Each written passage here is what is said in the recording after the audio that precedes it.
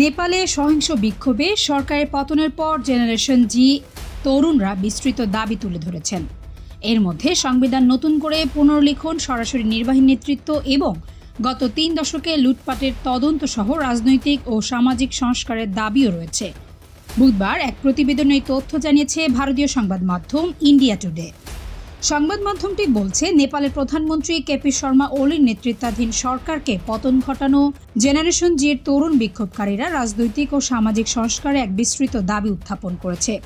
এসব দাবির মধ্যে শাসন ব্যবস্থার আমূল পরিবর্তন এবং রাজনীতিকদের অবৈধ সম্পদ লুটের তদন্ত রয়েছে। আন্দোলনকারীরা ঘোষণা দিয়েছেন, বিক্ষোভে নিহত প্রত্যেককে রাষ্ট্রীয়ভাবে শহীদ হিসেবে স্বীকৃতি দিতে হবে এবং তাদের পরিবার সম্মান ও সহায়তা পাবে। পাশাপাশি বেকারত্ব মোকাবিলা, অভিবাসন কমানো ও সামাজিক বৈষম্য নিরসনে বিশেষ কর্মসূচির প্রতিশ্রুতিও দেওয়া হয়েছে। তারা আশা প্রকাশ করেছেন, রাষ্ট্রপতি ও সেনাবাহিনী তাদের প্রস্তাব ইতিবাচকভাবে বাস্তবায়ন করবেন।